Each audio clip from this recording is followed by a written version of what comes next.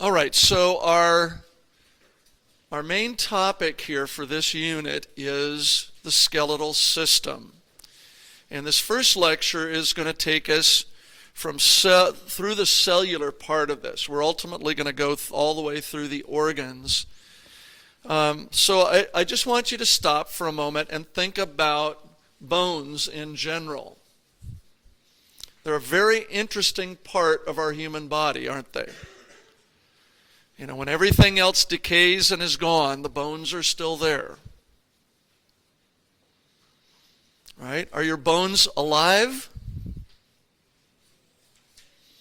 Well, we know they grow, don't they? They grow right along with the rest of your body. How do these soft tissues of your human body, you know, if you think we all start as a single cell, a fertilized egg cell, and we've just got this soft tissue, cellular stuff, where do bones come from?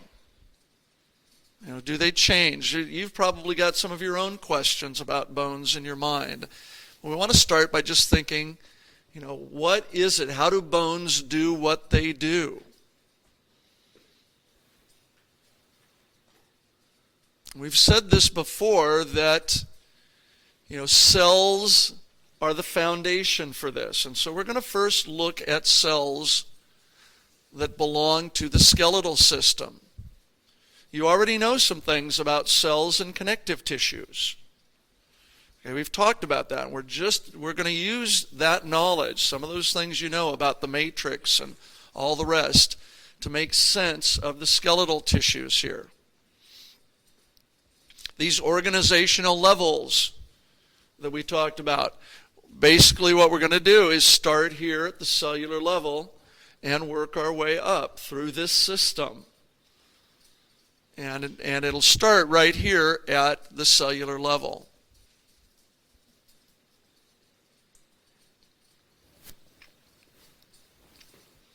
So the skeletal system does have a cellular organization. And I guess I just said this, the cells are the foundation of all of this.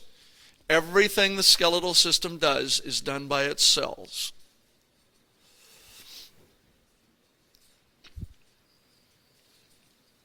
We've already studied the fact that this is connective tissue, and so as we would expect, there's a matrix here. The matrix is produced by the cells. In fact, that's really their number one job. The number one job of cells in any connective tissue is to produce a matrix.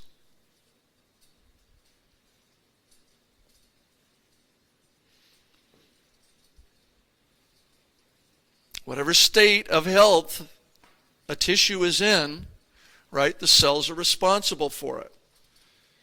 You may have heard of people, sometimes when people get elderly, they may fall and break a bone very easily. Sometimes the skeleton becomes weak. Whatever is happening, it's a cellular thing.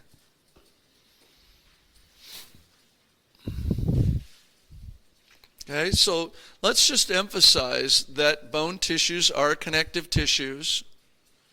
Okay, we've made that statement. Now think back to our study of connective tissues. Remember that the major matrix here in skeletal tissue is ground substance. And the best way to conceive of that in your mind is to think that it's like cartilage. Now you know that regular cartilage has fiber embedded in it. But if you think of just cartilage like you'd find in the joint of a chicken leg or something like that, you've got a good concept of what ground substance is. And then we're going to see that minerals are embedded in that to make it hard. So these cells are producing a hard substance by first producing a shell of cartilage-like material and then adding mineral to it. And that's really why this skeleton will persist for hundreds and hundreds and thousands of years, sometimes millions of years. We've got bones from dinosaurs and things like that have been around for millions of years. So, It's the mineral part of that that really keeps them going. Okay, some of these obvious statements. This matrix is formed by the cells. And the key thing here in this last statement is that there are 3 types of cells within this skeletal system that do the work of forming and maintaining and dealing with the bone. So, there are 3 types of cells that we want to first learn about. And, you know, the metaphor I like here is these are the actors on the stage. These are the ones that are doing whatever gets done. The first cell type that I want you to recognize, I want you to know about, are called osteoblasts. Osteoblasts are bone cells that produce the matrix.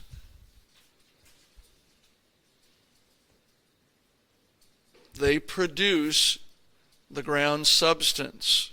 They embed the minerals in it. They produce the material. And you'll see a pattern here.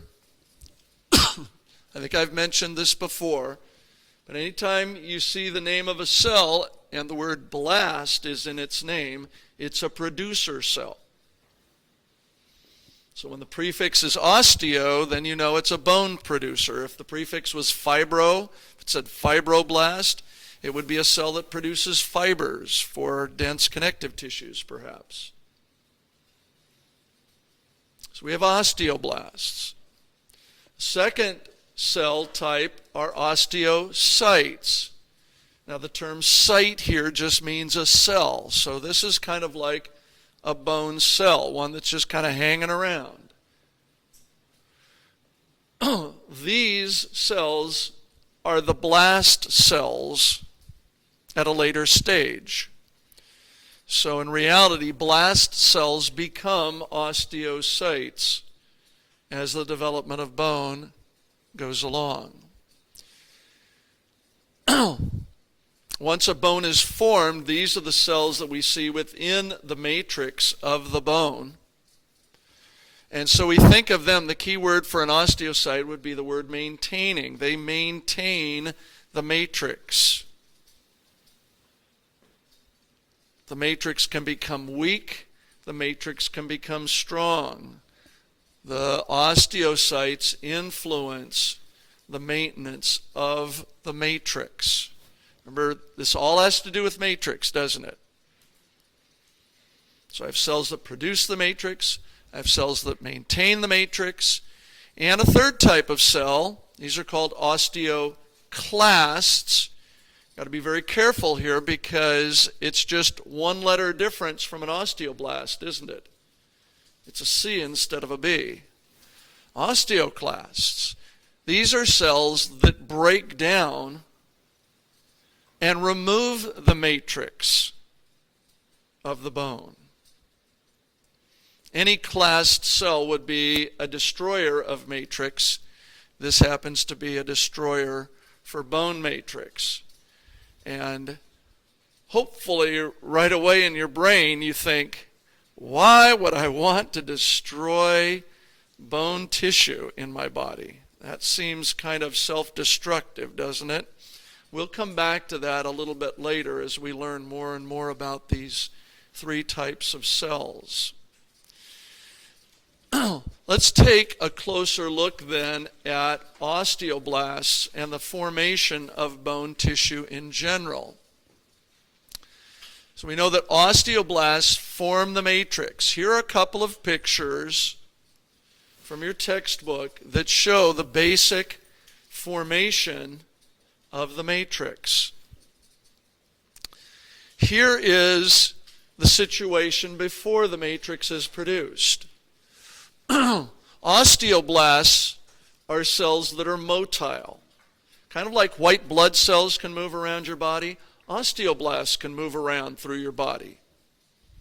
They mostly are motile. They move around in an area where bone needs to be laid down.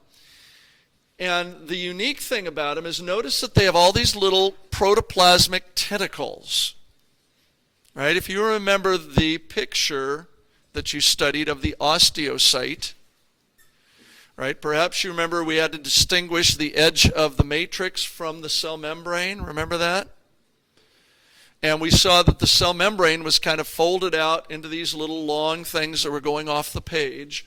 Well, this is what you would see. Any one of these cells has these little tentacles, and those tentacles reach out and then connect to the little protoplasmic extensions of the other cells nearby. So they form this sort of network.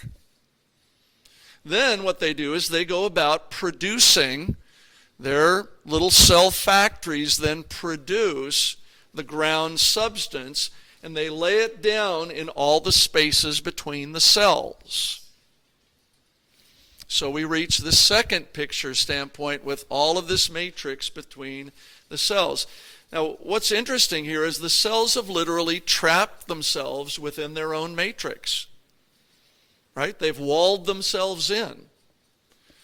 These cells are now going to live the rest of their life, unless this bone gets remade somehow.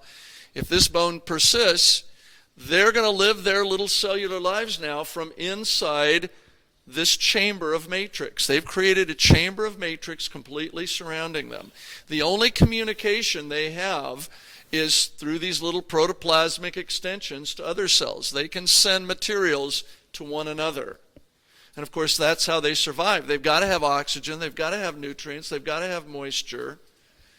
And so maybe you can imagine that you've got a situation here with all of these cells in little hollow spaces, and these little tunnels then running from cell to cell to allow materials to move through the matrix.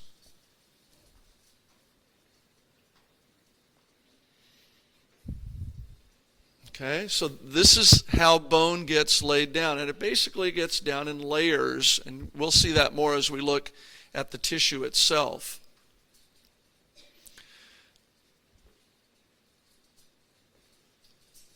Now, osteoblasts are going to work in the way that you see here in early bone development. If you're in the womb and the cells or the bones are being made, there are bone shapes that are produced. And the shapes are either in membranes, like these big flat bones here up in your skull. They start with connective tissue membranes, like dense membranes. Other bones that are a little more chunky start as cartilage shapes. Cartilage cells come and put down some cartilage. But then the osteoblasts will migrate into that area.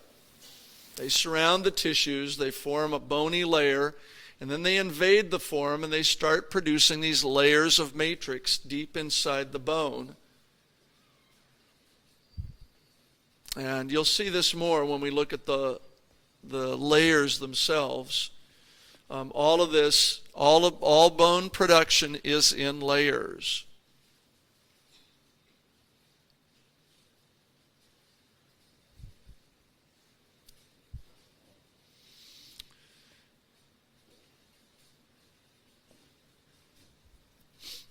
Okay, and we showed that in the last picture. As they become trapped within the layers they produce, now they're going to become what we call osteocytes. And basically this is stand to reason. Once they're trapped in their own matrix, can they produce more matrix? No, there's no more room. Things are as tight as they can be. They've produced all this matrix around themselves. They're walled in. There's no place to produce any more matrix, so they are no longer an osteoblast. Once they are trapped, we now call them osteocytes.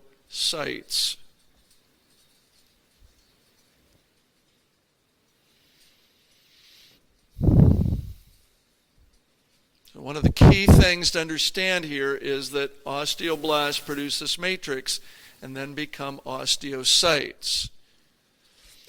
We can look at a picture here of a little bit of bone. Let's look at some bone here where you can see the distinct layers. Can everybody see the layers in this? See how it looks kind of like tree rings, right?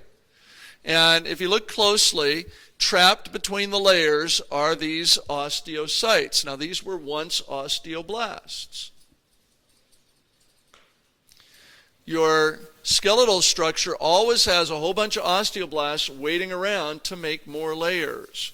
One of the things we know about bone tissue is it can become stronger or it can become weaker. I feel like I have a fairly active lifestyle. If I started becoming a couch potato, we would find my bones becoming weaker and weaker. If I go down and I take a weight training class and start making my muscles and my bones push things that are more challenging than my normal everyday life, as the muscles become stronger, the bones need to be stronger to handle the extra strength of the muscle. And the bones can actually produce, the osteoblasts that are hanging around can produce more and more layers. Notice that here there are also a few osteoclasts hanging around, right? Which will be happy to take away some bone layers if needed.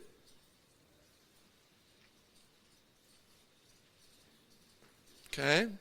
So imagine that these layers were added one at a time, right?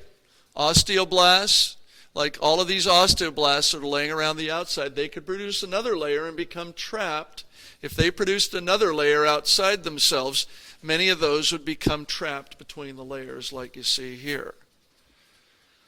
So all three types of cells are all over the skeletal system, and all three are ready to jump in and perform their duties given, whatever is going on.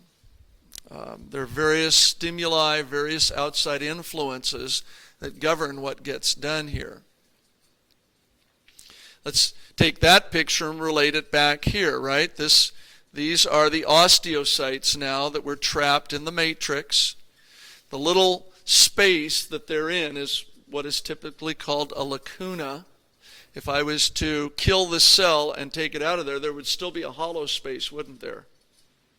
Right? So we call that little space that they live in a lacuna. If a couple of these cells died, there would still be a tunnel running through here, wouldn't there be? Right? And that little tunnel is what we call a canaliculus. Plural canaliculi. So one of the things that we see within the relationship of these osteocytes with one another is the term lacuna for the little chamber where they're living, and the little canaliculi being the little tunnels that are there where their protoplasmic extensions are. And you can see those. All these little dark wavy lines here are the canaliculi that are running between the layers. Okay, questions? Good?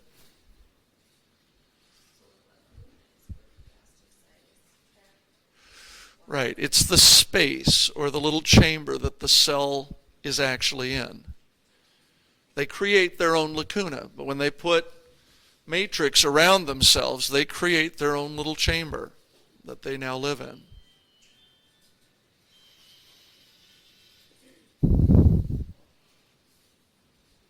Okay, so just here's a statement just referring again to the osteoclasts, right? And they're waiting to reabsorb matrix. And so, in reality, your bones are constantly changing. We think of bones, we know that bones grow when you go from childhood to adulthood. At some point they stop growing, we think. So at that point, do they just become like dead, just rocks in you? No, they don't.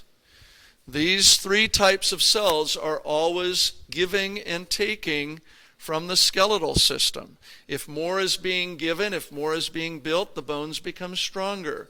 If more is being taken away, the bone cells become weaker. Okay? These cells are constantly doing what we call remodeling. Have you ever heard that your whole body is kind of made again every 7 years or something like that?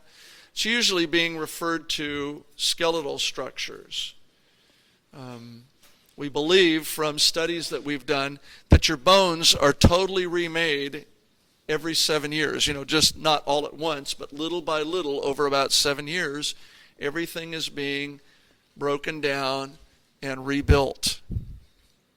So what seems to me to be just a standard solid bone that's functioning there is actually being remade from the inside out constantly. So we might come back to this. Why would bone tissue have cells in it that destroy the matrix? Why do I have osteoclasts? Doesn't that seem sort of self-defeating, John? Okay, and that's one of the basic ideas. If you're not active, you don't need to carry around that extra weight, that extra mass of bone. What it is your skeletal system. The cells here are finely tuned to respond to stress. Stress not like psychological stress, but the physical stress of daily life. And your body is built to fine-tune your skeleton for the amount of activity that you are undergoing every day. If you undergo a lot of activity, then your bones get more dense. If you're sitting around a lot, your bones become weaker, right? So this is basically that answer. It constantly needs to balance the need for strength and support and the muscle action with the weight created by so much bone tissue. Right? It's always a balancing act in which the stresses to the bone stimulate the bone to produce more, or the absence of stress and strain stimulates the bone to take away layers.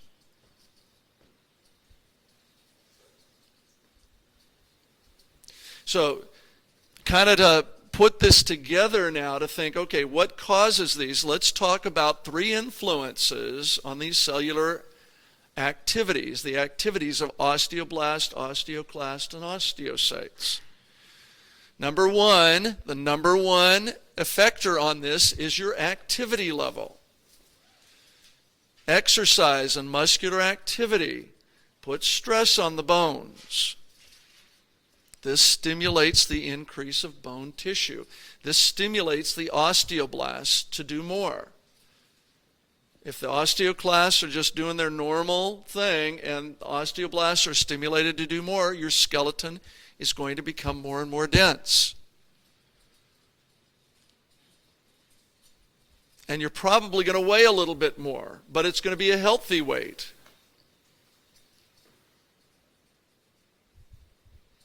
And when you think about activity levels, this is something that every person needs to think about in terms of their own health. Do you want a strong skeleton? Do you want it, as you get older, do you want your skeleton to become weaker and weaker so that some little, injury is going to cause you to break a bone? Have you ever thought you're deciding today and tomorrow and the next day what your skeleton is going to be like. You're either stimulating it to get stronger or you're stimulating it to get weaker. Simple questions. When you just have to go up one flight of stairs, do you go to the elevator? Do you do the exercise that helps stimulate your bones? Or do you take the easy way? If you go over to the mall, how many times do you drive around the parking lot just to get that parking place right there near the door? Right? Why don't you park as far out as you can and take the walk? We just don't walk like we used to. People used to live near shopping areas. Their houses were not that far away, and they would walk to town, walk to places where they would. A lot of people, like in Europe and other countries, are healthier from that standpoint. Sometimes, if you go to like third world countries, they have nutritional deficiencies and stuff, but muscularly and bone health is good because they walk most places. Right? So think about, too, what life is now like for you. Kids tend to run and play a lot, but a lot of us, as we get going, get to a place where we become so sedentary. And I think part of that is Somehow the sedentary life, lying in the hammock or in the easy chair, is this goal out there. I want a life of ease. And it's actually kind of a scary thing. That's getting you where you don't want to be in reality, if you want to be healthy.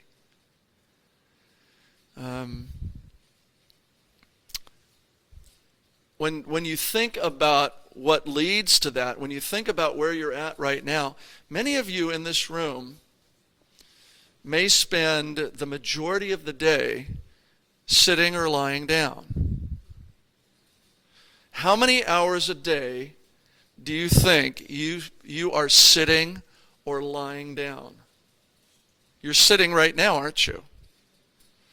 Right? When you leave here, what's likely to happen? You're going to stand up and you're going to walk for a few minutes to your car, and then what? You're going to sit down, and then you're going to spend some time driving in your car. And when you get home, what are you going to do? You're going to stand up for a couple of minutes to get into the house, and then you're going to sit down. Right? And then you're going to be sitting there. Some people even calculate how many times they're going to get off the couch. They're going to do 2 or 3 things so they don't have to keep getting up and down, right? Isn't that right? And of course, you're lying down all night or whenever you sleep. If you've got a desk job where you're sitting down, I think it would be very easy that less than an hour of your day is spent on your feet. And we just kind of live out our lives. We don't stop and think, but think about that.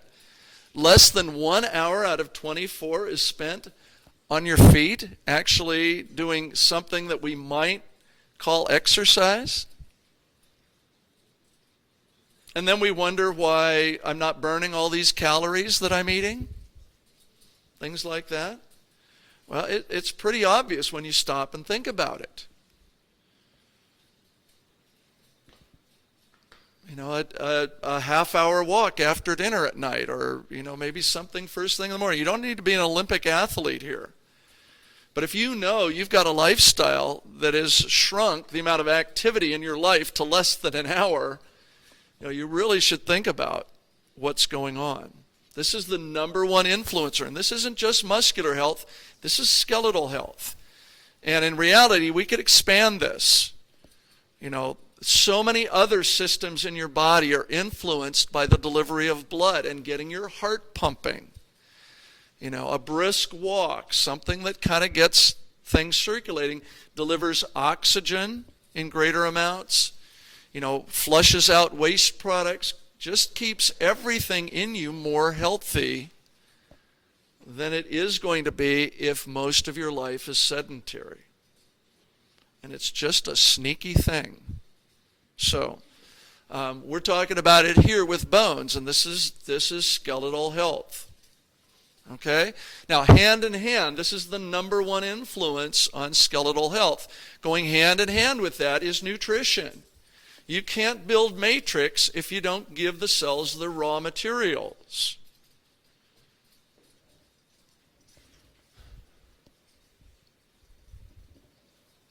You've got to have raw materials.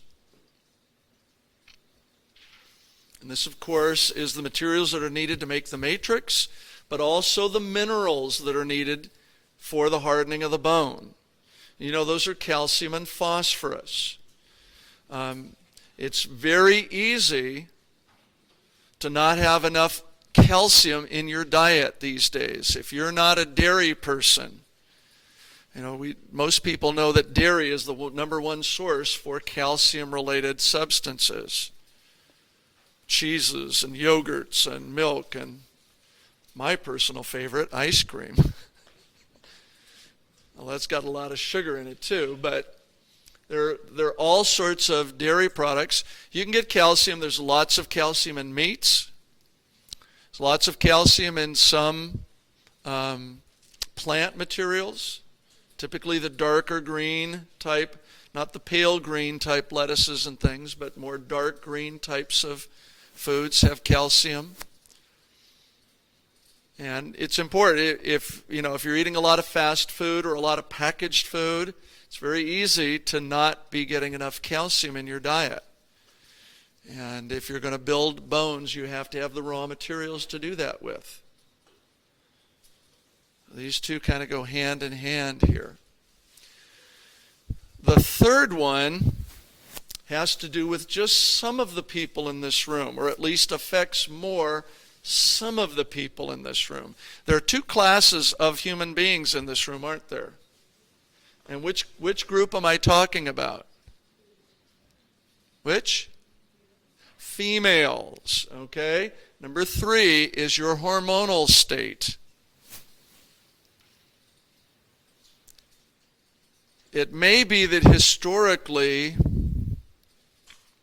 that some of what females face, because when we look at elderly people, females seem to have more problems with their skeletons than males. It may be that some of that has been males have traditionally had more active lifestyles, more of the jobs where they're lifting and carrying and doing more manual type labor that would tend to keep the skeleton more healthy. But there's also an emotional or a hormonal situation here. We know that the female hormones, progesterone and estrogen, help maintain the action of the osteoblasts. When a woman goes through menopause, okay, bone formation can decline because the osteoblasts are not as active as they used to be. If the osteoclasts keep doing their thing and the influence for the osteoblast is less, you're going to wind up with a skeleton that's becoming weaker and weaker and weaker. Now, how do you counteract this? Okay, one of the best ways to do that is have an active lifestyle. Or, yeah, you've got to be careful. There are hormones. You can take supplemental hormones, but there's a lot, they're starting to question whether those are the best way to do this. They're associating some cancers now with women that are taking hormones, beyond menopause. So that's one of those things you got to be careful with. But your activity level. Many of you here are, say, in your 30s, 20s, 30s, 40s, right?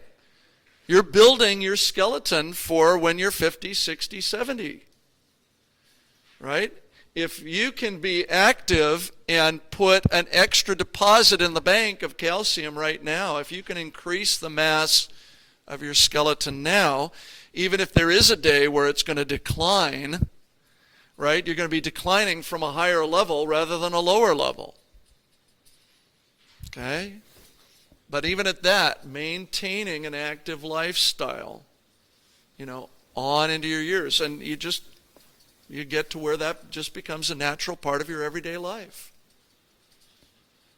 Find a sport that you like and, engage in that or whatever. But something that makes you move, something that makes you burn calories, something that builds some extra muscle mass and some extra bone mass in your body is good for you.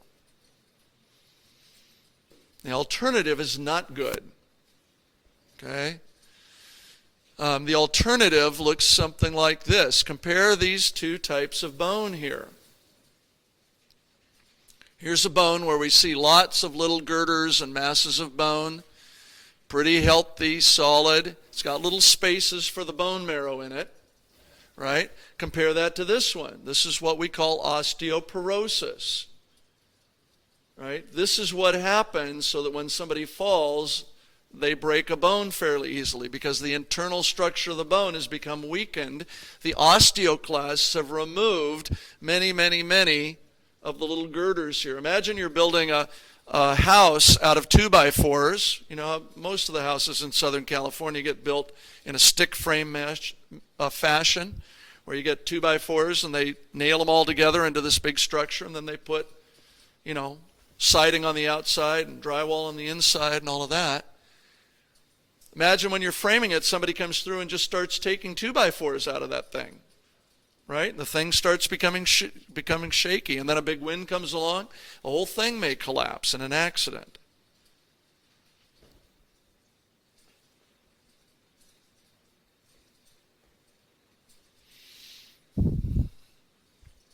Osteoporosis is that term for the skeletal,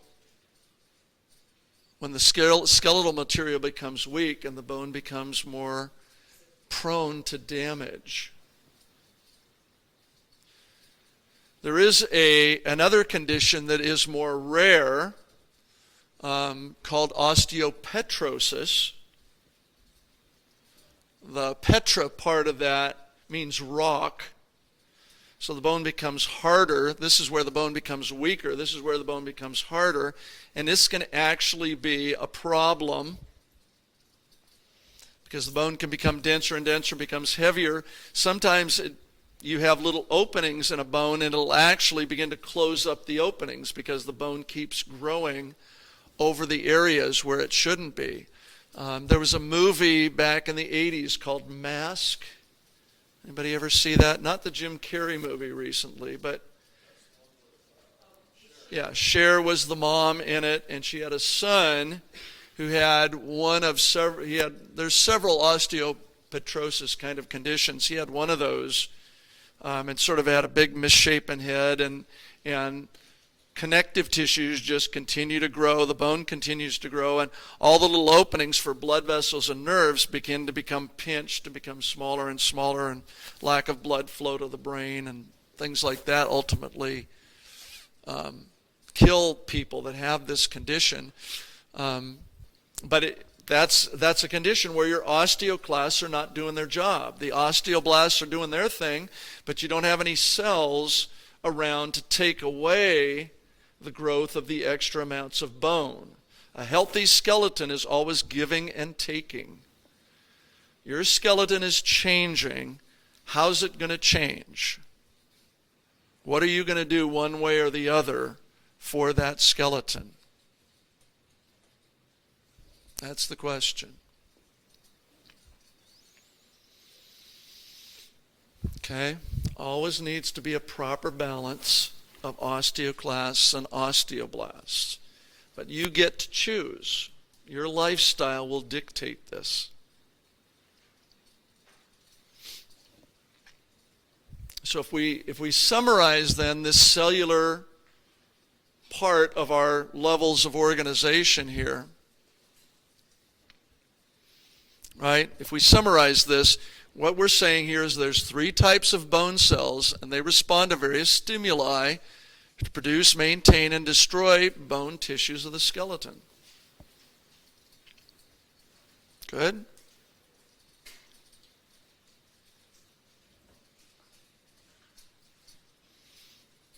Okay. I'm going to make that one lecture right there.